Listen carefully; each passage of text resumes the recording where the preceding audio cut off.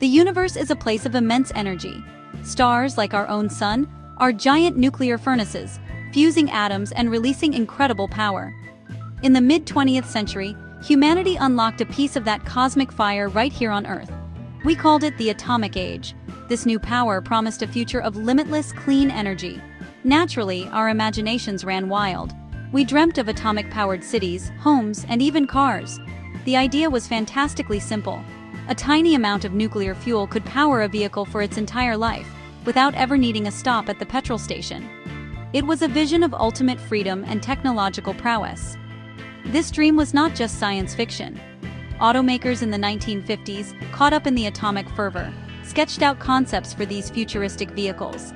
The Ford Nucleon, for example, was a concept car designed in 1958. It proposed a small-scale nuclear reactor in the back, using uranium fission to generate steam and drive the car. The appeal was undeniable. Imagine driving from London to Edinburgh and back, 100 times over, on a single, thimble-sized piece of fuel. It represented an escape from the reliance on fossil fuels, which we already knew were a finite resource, long before we fully grasped their impact on our planet's climate. The promise was efficiency on a scale we had never seen before. A nuclear-powered car would produce no greenhouse gases, no smog, no pollutants spewing from an exhaust pipe. It would be quiet, powerful, and endlessly capable. For a generation that had witnessed the dawn of space travel and the harnessing of the atom, it seemed like the next logical step in our technological evolution. The future of personal transport looked bright, shiny, and just a little bit radioactive. It was a compelling chapter in the story of our quest to master the forces of nature for our own convenience and progress. Why, then, are we not all driving our own personal nuclear-powered runabouts today? If the idea was so brilliant, what stopped it? The journey from a concept sketch to a car on your driveway is a long and difficult one. It is paved with challenges of physics, engineering, economics, and, most importantly, safety. The same atomic fire that powers the stars can be devastatingly dangerous if not handled with the utmost respect and care. The dream of the nuclear car collided with the stark realities of science and human fallibility. The cosmos teaches us that with great power comes great responsibility, and we simply weren't ready for this responsibility. Let's shrink down and look at the heart of the problem. A nuclear reactor, even a small one, is not like a simple petrol engine. A nuclear power station, which provides electricity to our cities, is a colossal structure for a reason.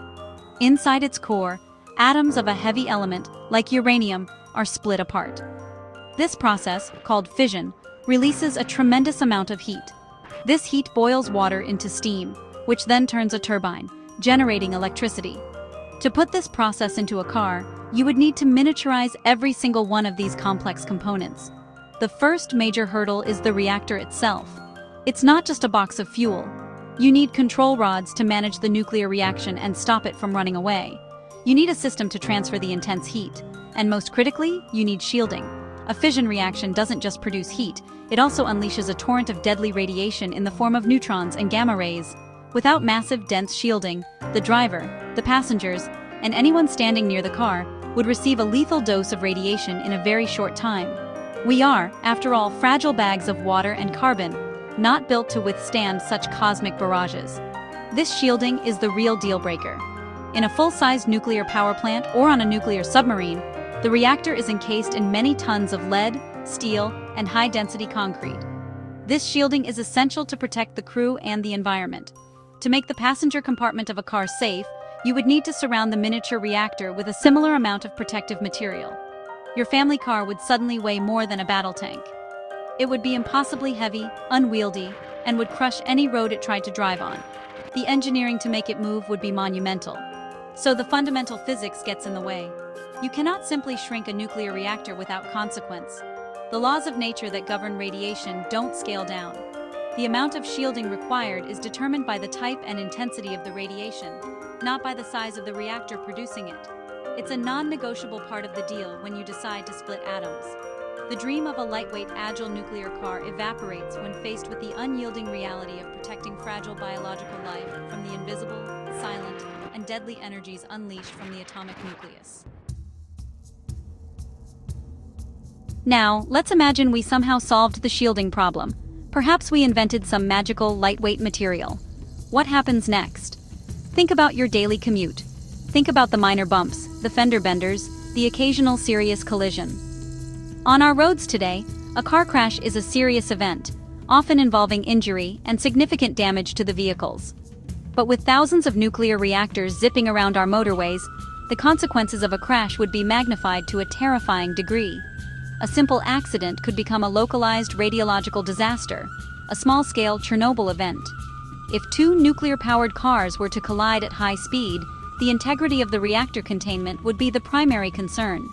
Even with the best engineering, could we guarantee that the reactor core would remain sealed in every possible crash scenario? A breach would mean the release of highly radioactive materials, spent fuel, contaminated coolant, into the environment. The crash site would become a hazardous zone. The air, soil, and water for kilometers around could be contaminated, requiring a massive and expensive cleanup operation. First responders would be unable to approach without specialized protective gear. This brings up another problem: maintenance and disposal. A car needs regular servicing. Who would be qualified to work on a nuclear reactor? Your local garage mechanic certainly isn't trained in nuclear physics. You would need a highly specialized, secure facility and technicians with years of training to perform even the simplest repairs. And what happens when the car reaches the end of its life? You can't just send it to the scrapyard. The reactor and its fuel would remain dangerously radioactive for thousands of years. We already face enormous challenges in safely storing nuclear waste from power plants. Imagine a world with millions of individual nuclear waste problems parked in driveways. The security implications are equally staggering. A car, by its nature, is a mobile object.